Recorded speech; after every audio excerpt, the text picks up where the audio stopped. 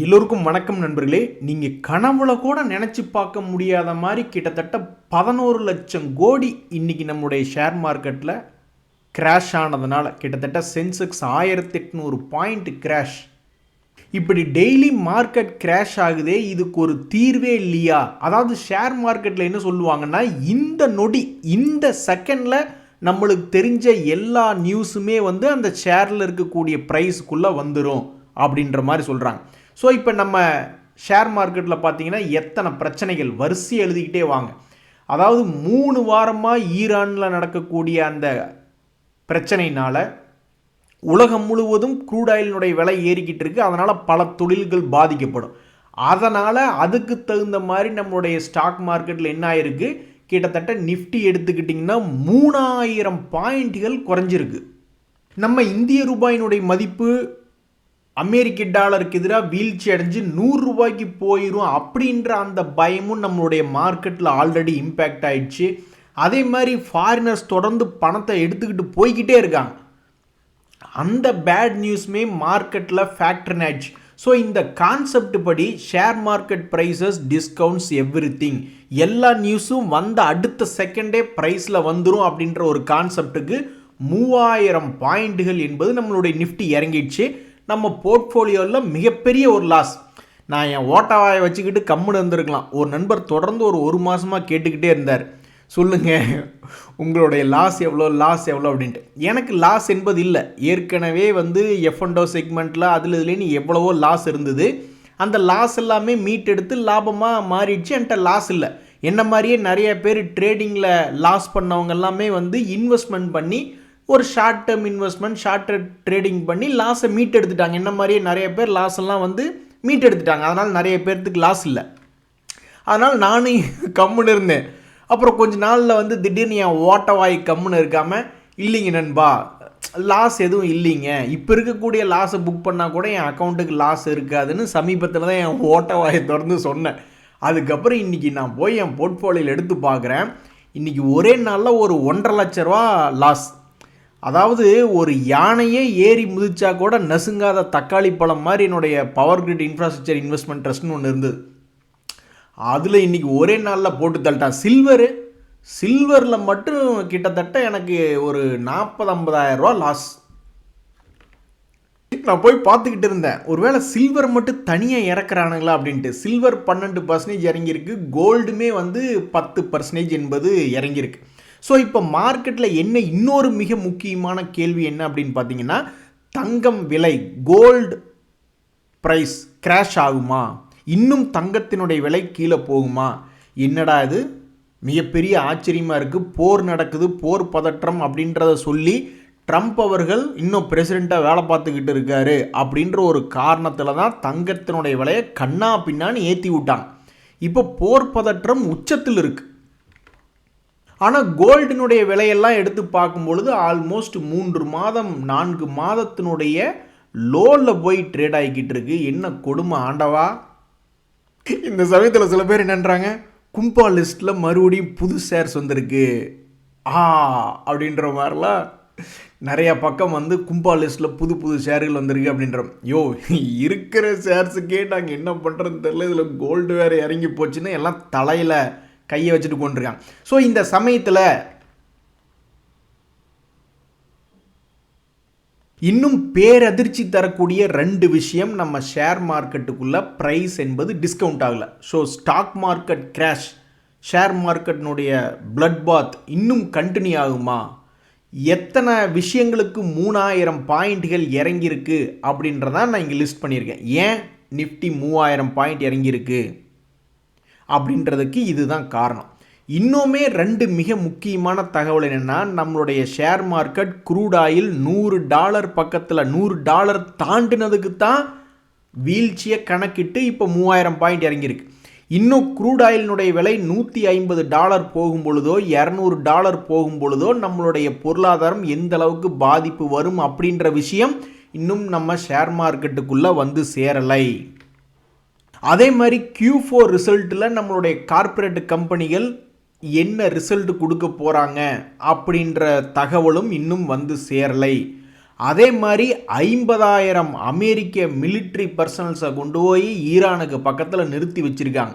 இனி அவங்களுடைய நியூஸும் இன்னும் நம்ம ஷேர் மார்க்கெட்டுக்குள்ளே வரல. மிகப்பெரிய ஒரு போர், அவங்க உள்ளே போய் 50,000 பேர்த்தையும் ஈரான் போட்டு தள்ளிட்டா என்ன ஆகிறது? மிகப்பெரிய போர் பதற்றம் ஷேர் மார்க்கெட்டில் இன்னும் பெண்டிங்கில் இருக்கக்கூடிய ஒரே ஒரு நல்ல நியூஸ் மட்டும் ஸ்டாக் மார்க்கெட்டுக்கு என்ன அப்படின்னா, இந்த போர் நிற்கும் பொழுதோ அல்லது ஈரான் கிட்ட இருக்கக்கூடிய மொத்த ட்ரோன்களும் காலி ஆயிடுச்சு, இனிமேல் அந்த கப்பல்கள் வெளியே எனர்ஜி எடுத்துகிட்டு வர்றதுக்கு எந்த பிரச்சனையும் இல்லை அப்படின்ற ஒரு சில தகவல்கள்லாம், நல்ல தகவலும் இன்னும் வந்து சேரல, கெட்ட தகவல்களும் இன்னும் வந்து சேரல. ஸோ ஸ்டாக் மார்க்கெட் கிராஷ் இவ்வளவு தானா அப்படின்ற கேள்விக்கு சத்தியமாக யார்ட்டையும் பதில் கிடையாது. ஏன்னா இப்போ வந்திருக்கக்கூடிய தகவல்கள்னால 3000 பாயிண்ட் நிஃப்டி இறங்கியிருக்கு. ஆனாலும் பெண்டிங்காக இருக்கக்கூடிய தகவல்கள்னால இன்னும் எத்தனை பாயிண்ட் கும்பாக போகுதுன்னு தெரியல. ஸோ இதுதான் இன்றைக்கி ஷேர் மார்க்கெட் கீழே இறங்குறதுக்கு உண்டான முக்கிய காரணமாக இருக்குது. நண்பர்களே, இந்த மோசமான மார்க்கெட்லேயும் சில நல்ல செய்திகள் என்ன அப்படின்னு பார்த்தீங்கன்னா, கரடிக்கு டாட்டா காளைக்கு வரட்டா அப்படின்ற மாதிரி சமீபத்தில் மிகவும் மோசமாக இறங்கி கிடந்த சில பங்குகள் ஐடி செக்டரில் பார்த்தீங்கன்னா, இந்த ஹெச்சிஎல் டெக்கு, டெக் மஹிந்திரா போன்ற பங்குகள்லாம் 30%, 40%, 50% ஏகப்பட்ட பங்குகள் இறங்கி கிடந்தது. கடைசியில் பார்த்தா இப்போ மார்க்கெட்டில் நிறையா பேர் என்ன பண்ணியிருக்காங்கன்னா, இந்த ஹெச்சிஎல் டெக், டெக் மஹிந்திரா போன்ற பங்குகளை வாங்கியிருக்காங்க. இதனால் என்ன ஆயிருக்கு? ஹெச்சிஎல் டெக் 1% ஏறி இருக்குது, டெக் மஹிந்திரா ஒரு 0.5% ஏறி இருக்குது. இது மாதிரி இன்னும் சில ஐடி கம்பெனிகள் ஏறி இருக்குது. அப்போ இதிலிருந்து என்ன தெரியுதுன்னா, என்னைக்கு பங்கு சந்தைகளில் பெரிய அளவில் ஷேர்கள் கிராஷ் ஆகுதோ, அது நியூஸ் இருக்கக்கூடிய சமயத்தில் எல்லா ஷேர்களும் சேர்ந்து கிராஷ் ஆனாலும் சரி, அல்லது தனியாக ஏதாவது ஒரு செக்டர் என்பது மிக மோசமாக சரிவடையும் பொழுது, ஆனால் அது லாபம் செய்யக்கூடிய பங்குகள் என்பது சமயத்தில் அதுகளுக்கு ஒரு டிமாண்ட் வருது. என்னடா இவன் ரொம்ப அடி வாங்கி கிடக்கிறான் அப்படின்னு மருந்து போட்டு விட்றதுக்கு சில பேர் வருவாங்க போல். இன்னும் ஒரு மிக அற்புதமான ஒரு சந்தோஷமான செய்தி. ஒரு நண்பர் என்ன சொல்கிறாரு, என்னுடைய எக்ஸ்பீரியன்ஸை நான் ஷேர் பண்ணுறேன், அது மற்றவங்களுக்கு உதவி செஞ்சால் பரவாயில்ல அப்படின்ற மாதிரி அவர் என்ன சொல்கிறாரு, நான் வெறும் 1000 ரூபாயாக ஒவ்வொரு மாதமும் மியூச்சுவல் ஃபண்டில் எஸ்ஐபி மூலிமா இன்வெஸ்ட்மெண்ட் பண்ணிட்டு வந்தேன்.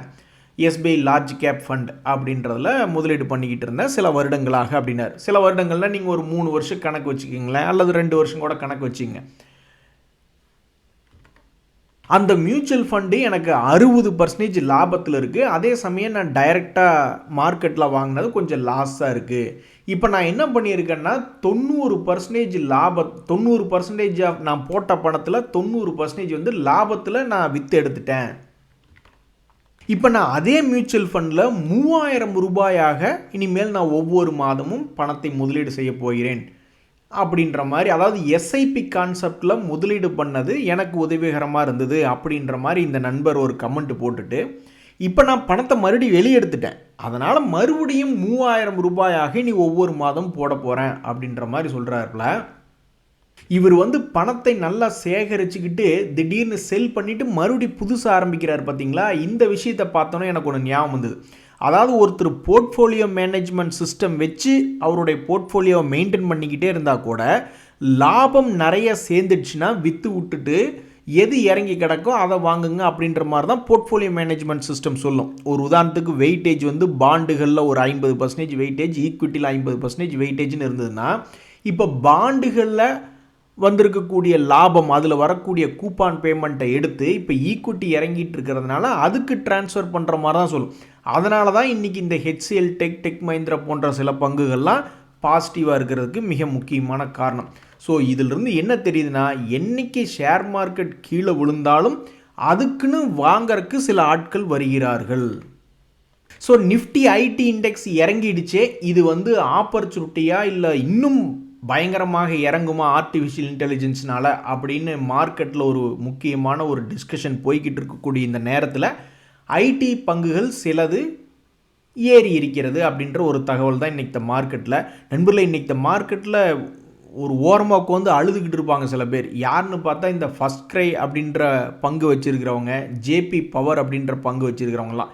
ஏன்னா இன்றைக்கி ஃபேமஸான பங்குகளில் ரொம்ப மோசமாக கிராஷ் ஆகிருக்கு அப்படின்றதுல இந்த 2 பங்குகளும் ஆளுக்கு 10% இறங்கி போச்சு. ஸோ சமீபத்தில் வந்திருக்கக்கூடிய பவர் செக்டர் நியூஸும் ஆகட்டும், அதே மாதிரி இந்த என்சிஎல்டி சம்மந்தப்பட்ட ஒரு ஜேபி அசோசியேட் சம்மந்தப்பட்ட தகவல் அப்படின்றதாகட்டும், அதுகளையெல்லாம் வச்சுக்கிட்டு இது போன்ற பங்குகள் பயங்கரமான வால்டிலிட்டி கண்ணா பின்னான்னு ஏறியதும் இறங்கியதும் நடந்துருச்சு. ஆக மொத்தம் கரெக்டாக உள்ளே போயிட்டு கரெக்டாக லாபத்தை புக் பண்ணவங்களுக்கு இது போன்ற பங்குகள் மகிழ்ச்சி என்பதை சமீபத்தில் கொடுத்துருக்கு. ஜேபி பவருமே அவன் பாட்டுக்கு 12 ரூபா ரேஞ்சிலேருந்து 17 ரூபா வரைக்கும் போயிட்டு அப்புறம் மறுபடியும் இப்போ வந்து 14 ரூபாயில் ட்ரேட் ஆகிட்டு இருக்கான். ஸோ எந்த ஒரு செக்டரையும் கரெக்டான லோவில் வாங்கி கரெக்டான ஹைக்கு வரும்பொழுது விற்று விட்டுறது அப்படின்ற ஒரு வேலையை சிறப்பாக பண்ணோம்னாவே மார்க்கெட்டில் கொடிகட்டி பறந்துடலாம். இப்படி தான் இந்த ஃபார்மா ஸ்டாக்ஸ் இனி என்ன பண்ண போகிறாங்கன்னு தெரில. பல ட்ரேடர்களுக்கு இதே தான் கேள்வி. ஃபார்மா செக்டரில் சமீபத்தில் இறங்கி கொஞ்சம் மேல் நோக்கி வந்திருக்கு. இனி அடுத்த பாயிண்ட்டாக இனி இந்த ஃபார்மா கம்பெனிகள்லாம் இனி என்னவாக இருக்கும், எந்த பக்கம் மூவ் ஆகும் அப்படின்ற மாதிரி பார்த்துக்கிட்டு இருக்காங்க. ஸோ இப்போதைக்கு ஃபோக்கஸில் இருக்கக்கூடிய பங்குகள் அப்படின்ற மாதிரி பார்த்தோம்னா இந்த ஐடி ரிலேட்டடான செக்டர்கள் இன்றைக்கி ஏறி இருக்கிறதுனாலையும் இனி இந்த ஃபார்மா பங்குகள் அடுத்தது எந்த பக்கம் போகும் பெரிய அளவில் அப்படின்றதுனாலையும் இது போன்ற செக்டர்கள் இப்போதைக்கு மார்க்கெட்டில் ஃபோக்கஸில் இருக்குது.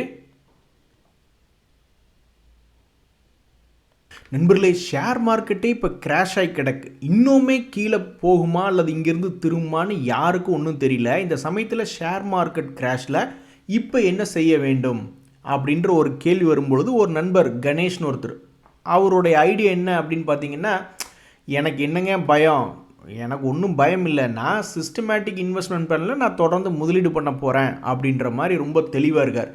ஏன் இந்த ஒரு தெளிவு வருதுன்னா, எப்போவுமே கையில் காசு வச்சுருக்கிறவங்களுக்கு பயம் என்பதே கிடையாது. ஸோ இப்போ இந்த மாதம் முடிஞ்சுது, அடுத்த மாதம் பிறந்தோடனே கையில் சம்பளத்தை கொடுத்துட போகிறான், அப்புறம் என்னத்த பயம், என்ன ஷேர் மார்க்கெட் இறங்கினா இறங்கிட்டு போகுது, யூனிட்ஸ் அதிகமாக தானே கிடைக்க போகுது அப்படின்ற மாதிரி இப்போதைக்கு என்ன செய்ய வேண்டும் இந்த ஷேர் மார்க்கெட் கிராஷில் அப்படின்றது அவருடைய ஐடியா என்னென்னா, எஸ்ஐபியை தொடர்ந்து நான் பாட்டுக்கு பண்ணிக்கிட்டு இருக்க போகிறேன், அது என்ன நான் டெய்லியுமா பண்ண போகிறேன், மாதத்துக்கு ஒரு இடம் பணம் வரப்போகுது, அதை பாட்டுக்கு பண்ண போகிறேன் அப்படின்ற மாதிரி ரொம்ப தெளிவாக தான் இப்போ நம்மளுடைய ஆட்கள்லாம் ஏகப்பட்ட பேர் இருக்காங்க. அதில் ஒரு நண்பர் சொல்கிறாரு, இந்த 2026 என்னத்தை தாங்க பண்ணுறது, ஸ்டாக்கில் முதலீடு பண்ணால் அவனும் கும்பா, சரின்னு சொல்லிட்டு போய் கோல்டில் முதலீடு பண்ணுனா அவனும் கும்பா, என்ன கொடுமையாக இருக்குது. போன வாரம் வெள்ளிக்கிழமை தான் நான் கோல்டு வாங்கினேன், அது எதுக்கு புதுசாக அவர் வாங்கலை, ஏற்கனவே இருக்கக்கூடிய லாஸை ஆவரேஜ் பண்ணுறக்காக இவர் எடுத்திருக்காரு. கால் வைக்கிற இடமெல்லாம் கண்ணி வெடியாக வைக்கிறாங்களே. இன்னொரு நண்பர் என்ன பண்ணியிருக்காரு, ஷேர்ஸ் இறங்கி கிடக்கு ரொம்ப லாஸாக இருக்குன்னு சொல்லி அதை விற்றுட்டு உச்சியில் இருந்த கோல்டை வாங்கியிருக்காரு, அந்த கோல்டும் இப்போ இறங்கி போச்சே. இன்னொரு நண்பர் சொல்கிறார், ஈரான் மக்களோட சேர்ந்து நம்மளும் பதுங்குழிக்குள் செல்ல வேண்டிய நேரம் ஆயிடுச்சு, ஷேர் மார்க்கெட் மட்டும் இறங்குறது வீட்டுக்கு தெரிஞ்சுது, அவ்வளவுதான் பாயாசம் தான் அப்படின்றாரு. ஹலோ, இங்கே பாருங்கள், முதல்ல பல வீட்டம்மாக்களை தான் கொண்டு போய் பதுங்குழிக்குள்ளே உட்கார வைக்கணும். நான் பாட்டுக்கு செய்வனேன்னு மாதமானால் ஒரு 5000 6000 7000 இந்த மாதிரி தான் கோல்டு சீட்டு போட்டுக்கிட்டு இருப்பேன்.